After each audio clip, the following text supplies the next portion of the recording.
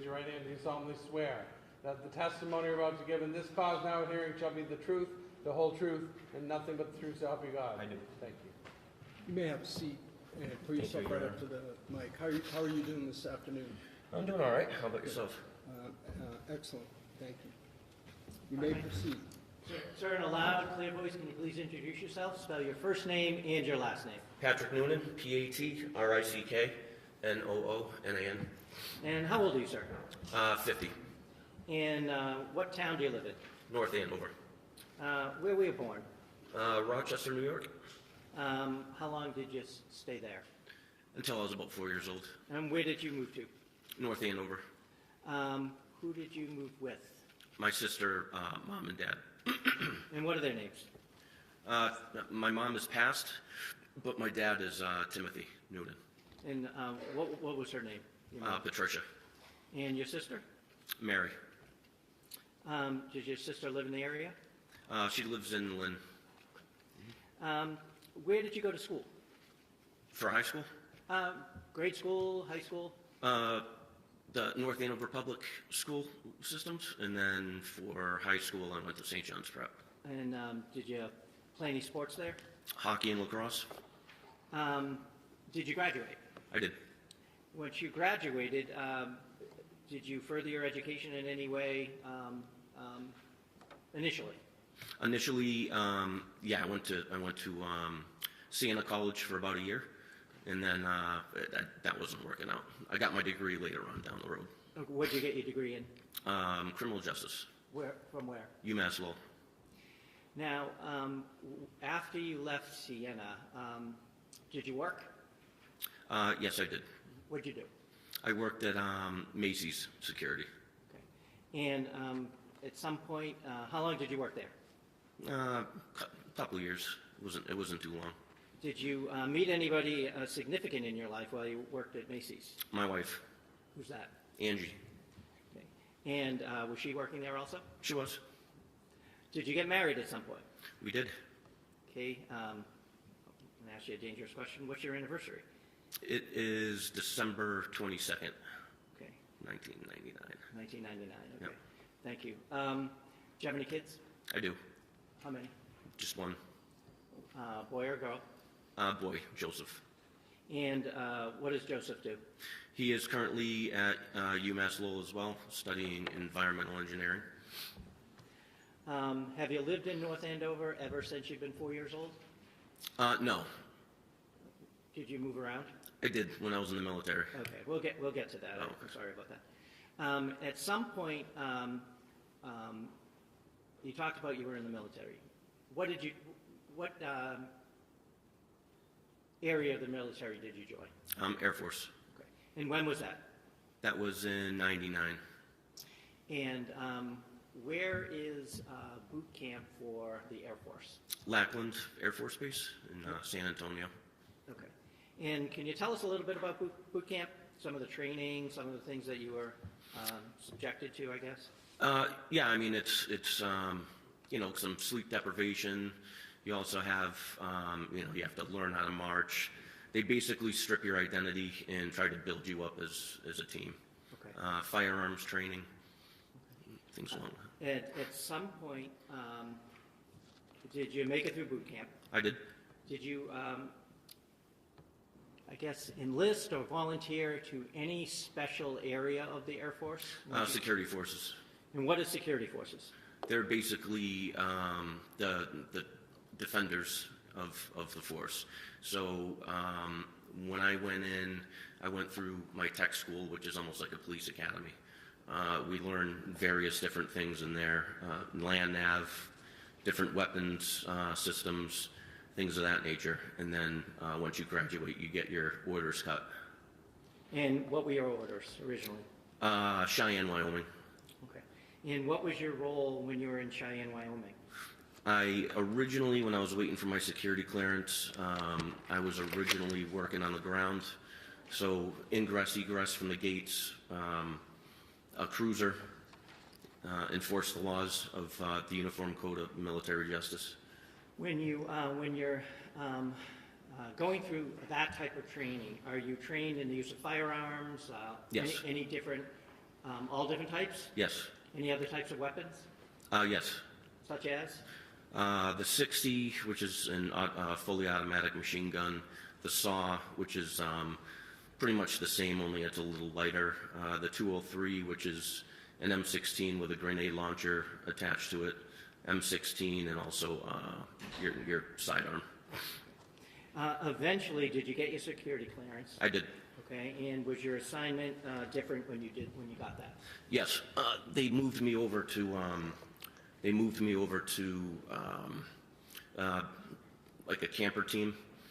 So whenever a facility goes down, you go with a 4-man team to protect the site. Okay. What kind of sites are we talking about? Missile sites. Okay. Nuclear missile sites? Yes. And are they in one state, more than one state? Tri-state. And what tri-state area was that? That would be Wyoming, Nebraska, and Wyoming, Nebraska, Colorado. And was that your range, or? Yes. And at some point, well, can you tell us a little bit about the training you got? Was there any specific training for that job? It was basically like on-job training. Okay. We're already trained up, so you get your orders, you get your assignment, and you link up with your 4-man team. Okay. At some point, did you move on from what you had described as a camper team? Yes. To where? Fire team. And what is a fire team? Fire team consists of 4 people. Each person carries a different weapon, from the machine guns to the 203, so on and so forth. Our primary responsibilities were if any alarms were tripped on any of the missile sites, we respond. Okay. And so you're heavily armed. Mm-hmm. Is when you say you respond, is that on the ground? Yes, it's on a Humvee, yep. Okay. Did you at some point move from a camper team to something else? Yeah, to the fire team, and then from the fire team, I went to the 37th Helicopter Unit. Okay, so the helicopter unit. The 37th what? Helicopter Unit. So how was your role different in the helicopter unit than it was on the camper team or the fire team? We're still a 4-man fire team, but our primary mission there was to have overwatch whenever we're transporting nukes to or from base. And we basically radio down to the U.S. Marshal if we see a potential threat up ahead. When did you leave the service? 2003. And when you left the service, did you go to work anywhere else? Seabrook Nuclear Power Plant In what capacity? as an armed guard. And any specific training of that, or did you rely on your military training for that? There was also additional training for that. I think it was like 22 weeks or 12 weeks. And what kind of trainings were that? Just basic knowledge about nuclear energy, where to go in the plant, where not to go, different hazards to look out for, firearms training, and general knowledge of the whole plant itself. At some point, did you decide to move on from Seabrook? I did. And what was your plan at that point? The North Andover Police Department, I got on as a full-time reserve. Okay. And how long were you full-time reserve? For 1 year. And then did you become a full-time police officer? I did. Went to the academy in 2006. At some point during your tenure at the North Andover Police Department, did you have additional responsibilities? Yes. What were those? Areas of responsibility, different sectors you're assigned to, respond to calls of service, 911, medical, effect arrest when necessary, enforce motor vehicle law. Okay. What is RRT? That's the regional response team. And what is that? They're a part of NEMLEC, and the RRT team primarily they deal with big crowds, riots, crowd control when it comes to, let's say, big games. If we win championships, just extra security. And also kind of like a search and rescue. If people go missing somewhere, they'll deploy the RRT to try to find them. Were you part of that team? I was. For how long? I would say about a year. And NEMLEC, that's NEMLEC, correct? Yes. Northeast Massachusetts Law Enforcement Council? That's correct. Okay. Did you apply for a different role with NEMLEC I at some did. point? And what was that? SWAT team. And what's the difference between the RTT, the Regional Response Team, and the SWAT team? The SWAT team primarily is special weapons and tactics. So we get trained up on different weapons, different uses of less lethal. We execute warrants, knock and no knock, for drugs and guns. If there is a hostage situation, I mean the whole gamut. Anything dangerous is what SWAT usually goes in for. And so was this a team you had to apply for? Tryout. Tryout? Mhm. Okay. And what did that consist of? 8 days. It was like a 3-mile boot run in the morning, and then you had to do push-ups in a certain amount of time, sit-ups, squat thrusts, squat benders. Then you had to run 1.5 miles after that and make a specific time. After that, it was a 3-mile obstacle course you had to complete in a certain amount of time. And then after that, it was all firearms. Okay. What's stress shooting? When you shoot under stress, so typically how we induce stress when we want to stress shoot is we'll do sprints, we'll do. Browns? Not here as an expert in stress shooting. I'm sorry? He's giving expert testimony about what you should and shouldn't do under stress. Well, he was asked how he practiced stress shooting. That's the way I understood it. So the assumption sort of rolled in there, Judge, is that he knows about stress shooting, he knows what he's doing with respect to stress shooting. Well, he does, because he's been trained in it, and he's telling me that about the training. So, Well, I don't object to his training, we're hearing a lot of it, but I do object to any sort of imprimatur as if he's an expert in giving his opinions about the area.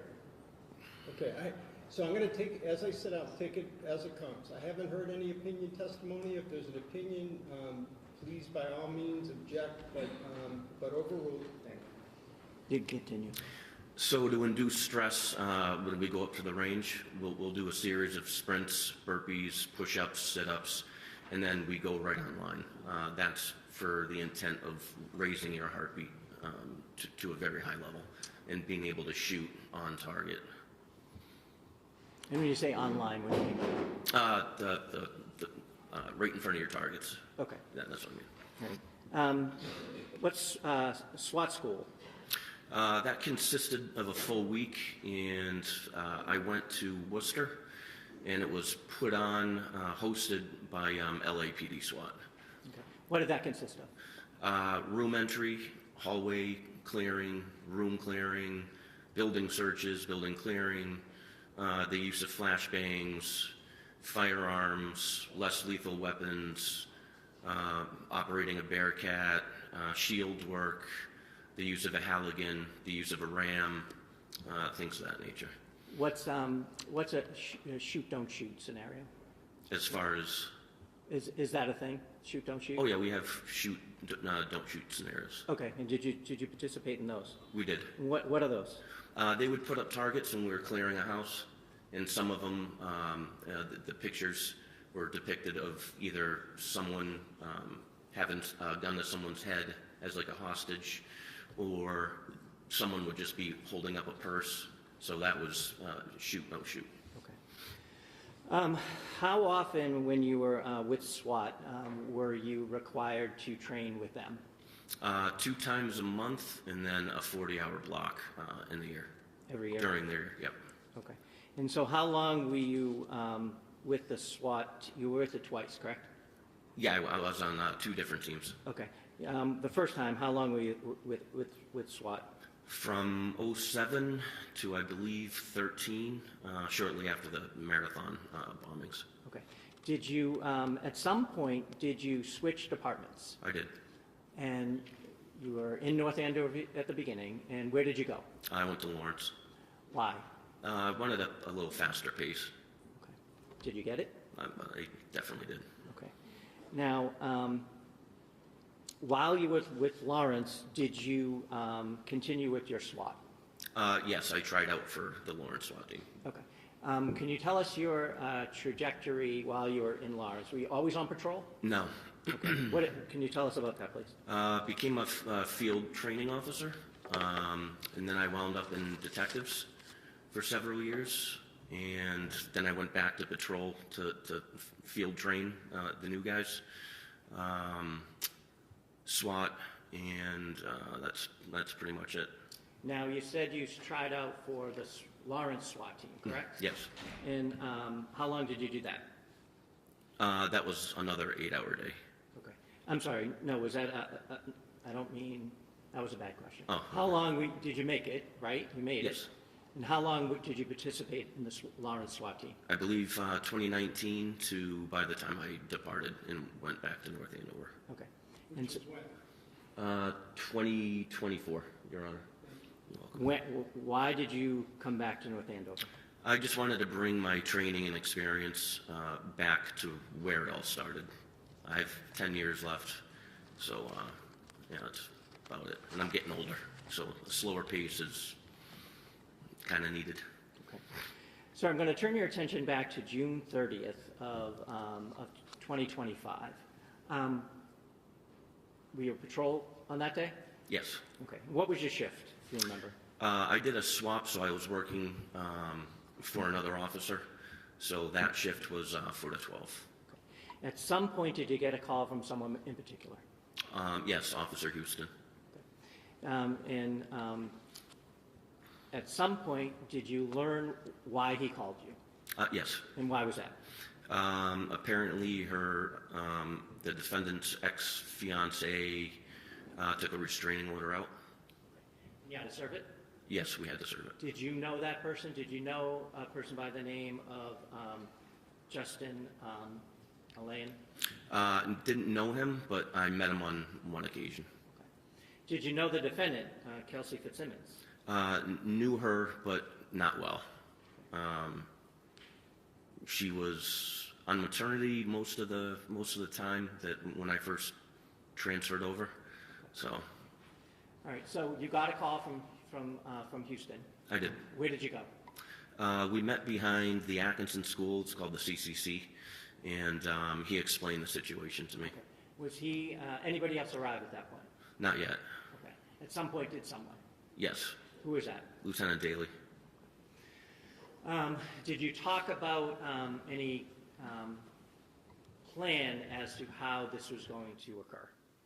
Yeah, Lieutenant Daly said that he'd do the talking, and based on the restraining order, Justin was supposed to get custody. Oh, sorry. Well, I'm sorry. Well, I'll jump in. So you knew that there was potentially a child there. Yes. And that the child would be transferred from the defendant to the fiancé, correct? That's correct. Okay. So where did you go? So from there, I pointed out to Officer Houston and Lieutenant Daly the positioning of where the defendant had parked her car, which was at least 150 yards away from her house, and we all thought that that was very odd. Objection, motion is strike. So where did you go?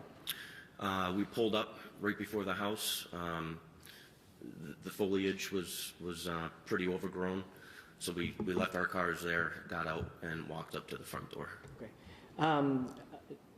At some point, did you come into contact with the defendant? Yes, we did. How did that happen? Lieutenant Daly knocked on the door or rang the doorbell, and she came out. Okay. Was she with anybody? Her baby. Where did you go?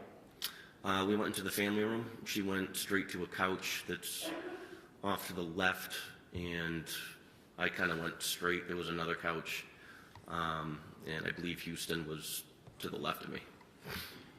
Did you see and hear Lieutenant Daly interacting with the defendant? Yes. Can you tell us what you saw? He explained the situation that Justin had taken the restraining order out, that we were going to have to remove firearms from the house, and that the baby, their son, he was going to be in Justin's custody for, I think it was 14 days until the next court hearing. When Lieutenant Daly mentioned that the guns were going to be removed, did the defendant say anything about that? Yeah, she said that they were located downstairs in the basement.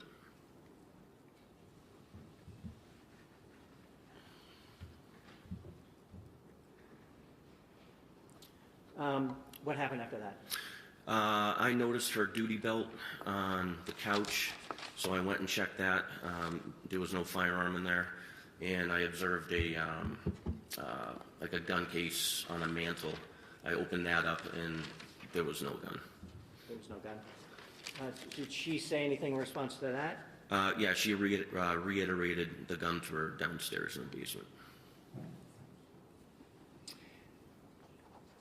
What happened next? She went to gather some belongings for their son, and she came up and handed me the baby. He was screaming. I was trying to calm him down. I believe she gave me his bottle, and I was trying to feed him, but I'm thinking it can't be too comfortable. I wear an outer carrier vest, and I have all my equipment in the front, so it was kind of hard to cradle him. Did you eventually hand the baby off to someone else? I did. I believe Lieutenant Daly. Okay. Now, do you typically wear gloves when you're on duty? I do. Were you wearing gloves that day?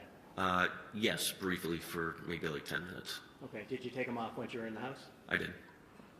Now, did Miss Fitzsimmons leave the room at all? While I was with the baby, yes.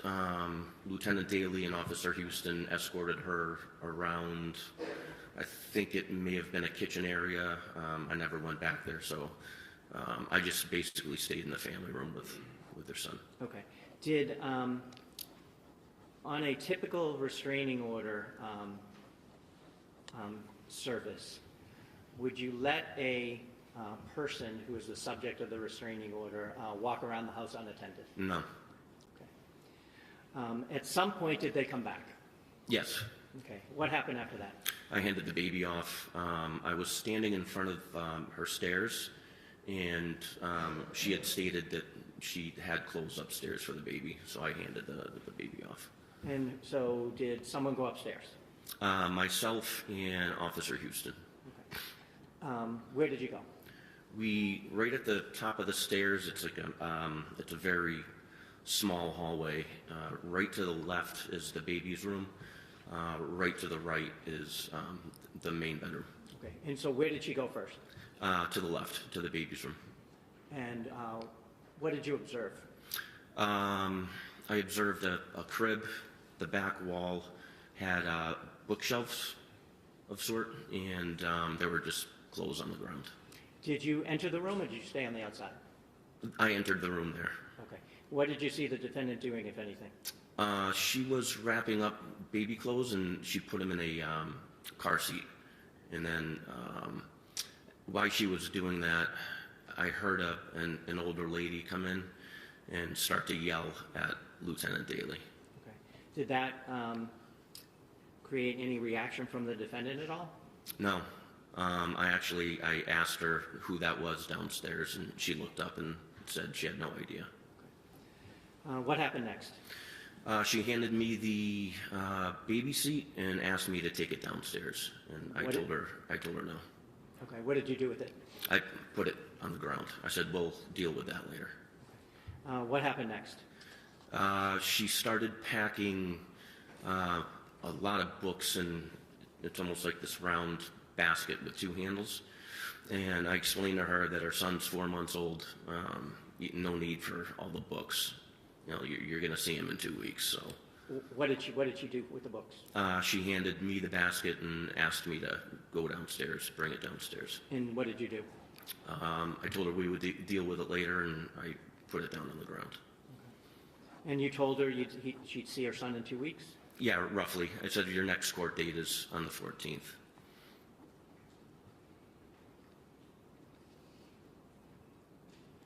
What happened after you put had that conversation with her and put the book carrier down? At that point, Officer Houston had gone downstairs because of the commotion. So she said that she had to get more clothes out of her room. So I followed her into the room, but I never went in the room. I stayed on the, I guess the top landing, right before the door frame. Okay. And did that seem to be a bedroom? Yes. Okay, so if you walk up the stairs, you had been in the room on the left, correct? Yes. Now she went across to the room on the right? Yes. Okay. You said you didn't go into the room yourself. No. Were you able to see her? Yeah, she was 3 feet in front of me. Okay, and what was she doing? She was wrapping up clothes, and she had paused, and she said something to the effect that these are dirty.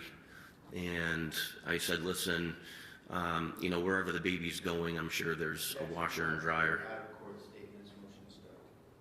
Overruled. I said, wherever the baby's going, most likely has a washer and dryer, so don't be concerned. And then I could tell she was getting upset. She started to shake, and I said, listen, you know, court date is in 2 weeks. It'll be over before you know it. Did something happen next? Yes, she was on one knee when she was wrapping up the clothes, and she pushed off with her left foot and lunged behind the door frame. So to my left, to her right. Okay. Could you see what was there from where you were? Not from my perspective, no. What happened after she went behind the door frame? She reappeared with a gun and pointed it right at me and pulled the trigger. Can you describe or show us how she did that? Yep, so when she came around the frame here, she came up and clicked. Okay. Where was it pointed? My face. After it clicked, what happened? I screamed her name. I was completely shocked. She had the drop on me. She began to... Sorry, she had the what? The drop. Drop? What do you mean? Which means she had the tactical advantage over me. Okay. I drew my weapon. She was already backpedaling, and she was doing what we call a tap rack. Basically, when you do a tap rack, that's when your gun malfunctions. So when you tap the magazine, you want to make sure it's properly seated in the magazine well, and then you rack the upper receiver, or the slide. Okay, I think the judge was writing. I'd like him to see this, if I could. If you could just, Yeah, because you yeah, made I'm some... trying to understand the lingo too. Is it a tap, wrap, like a Rack. wrap? Rack, yes. Okay. May he stand up so you could see what he's doing, Judge? Yes. So a tap, and a rack. Okay. So tap on the bottom of the magazine Yes. and a rack. Did she do that once or more than once? She did it twice. So the first time she did it, it was slow motion. I could see her hand slide off the top of the receiver. She started moving her way around the bed, and she began tap racking again. And I was yelling at her, "Don't do it! Don't do it!" And then what happened? After she successfully got around in the chamber, her right arm started to come up, and I shot twice in rapid succession. At her. Yes. Can you hold on one sec, please?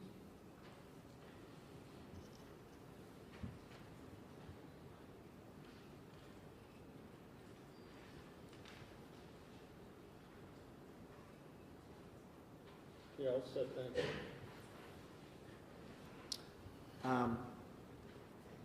What did you observe after you fired the second shot? I saw her flinch. The gun went down, so I stopped shooting. She stopped her action, and then she went to the ground.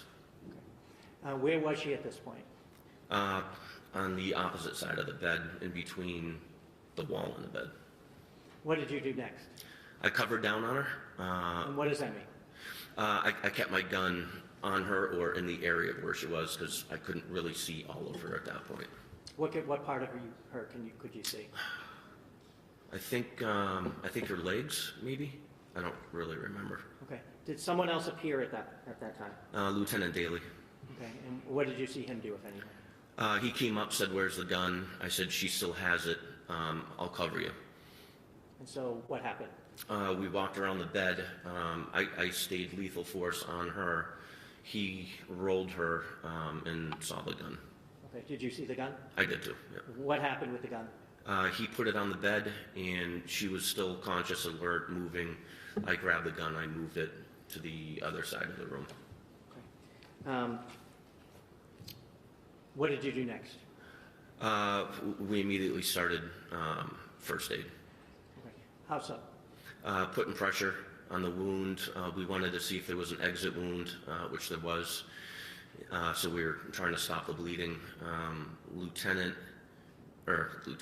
Officer Houston came running upstairs with a med kit. Lieutenant Daly started to wrap the wounds in gauze. And then Officer Karp came into the room, and I ordered him to secure the weapon. And did you see him do that? I did. Did you hear the defendant saying anything after she was on the ground? It hurts. And I said, "Just keep breathing. You have a baby to live for." What happened next? The medics showed up, fire department, and we all got out of their way so they could start working Kelsey. Did they transport her out? Yes, they did. Did you look for anything after she was removed from the house? So before she was removed from the house, I walked out of the bedroom just to give them space. It was a very small room. There was a lot of stuff everywhere. Right to the right, there was some sort of, I don't know, end table where she lunged, and it looked like a wooden box of some sort, and the lid was open on that. Did you look for any damage out in the hallway at all, or the other room? When I got out into the hallway, the baby's room had a door with little glass panes, and we noticed, Officer Karp noticed it first. He said, this is damaged. Did she get a round off on you? And I said, "Geez, maybe she did." Okay, hold on. Sustained. Did you notice the broken glass? Yes, I did, but there was nothing on the floor. So At some point, did you? Excuse me one second. Broken glass, where was it? so on the baby's room, there's a door.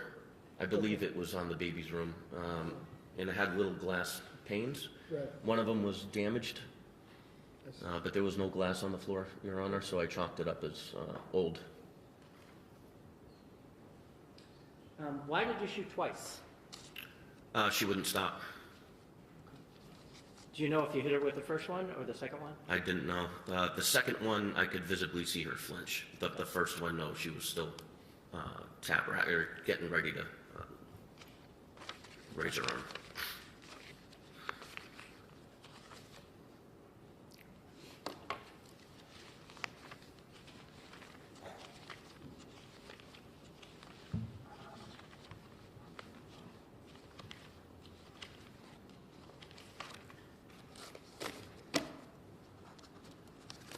Now, sir, I'm going to show you a number of pictures. Sure. I'm going to show you what's been marked as exhibit number 6. Do you recognize that? I do. Okay, what is that? That's the front of the defendant's house and the door that we entered. Show me exhibit number you recognize what that is? Is that the front door? Oh, yes, that's the front door. The stairs are right to the right, yeah. Sure.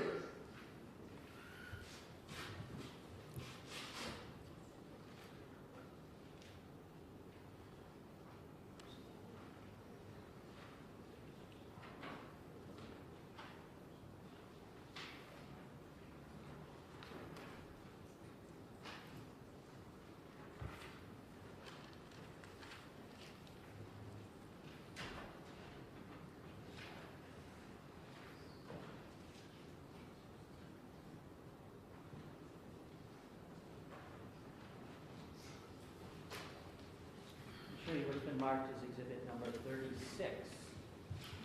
You recognize what that is? The stairs leading up, the stairs leading upstairs. So right to the right would be the master, and if you took a quick little left, the baby's room. I'm going to show you what's been marked as exhibit number 39. Is that the baby's room that you were talking about? Yes.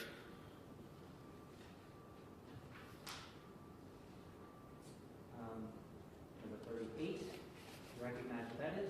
The baby's room. Is that the container, I guess you will, of books that you were talking about earlier at the bottom? Oh, yes. Right down there. I'm going to show you what's been marked as exhibit number 49. You recognize what that is? That would be the entrance going into the master. Okay, into the bedroom? Yes.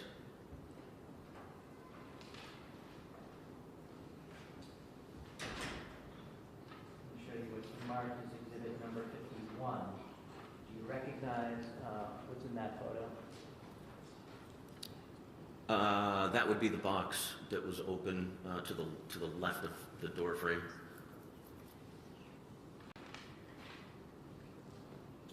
Number 50. Do you recognize what that is? Yes. Where were you, in relation to this picture?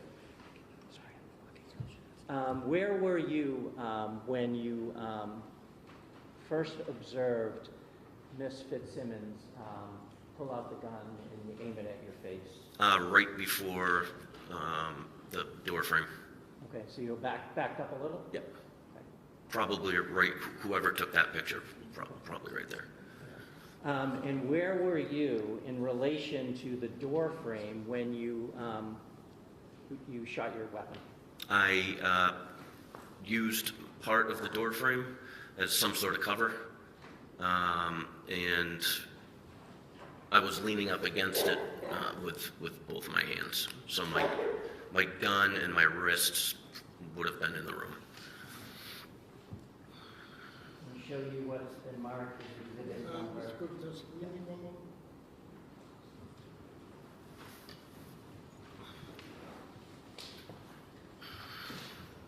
All set, thank you. Let me show you what's been marked as exhibit number 53. Do you recognize that? I do. Can you tell us, and Judge, if I may ask him to get down to point it out to you? Okay. If you could approach. Can you tell us where Miss Fitzsimmons was, if you may, Point. to show the judge where Miss Fitzsimmons was when she first tap-racked it, if you can. Right about here. And then she started sidestepping, and I was telling her not to do it. And I shot approximately right here, and she finished.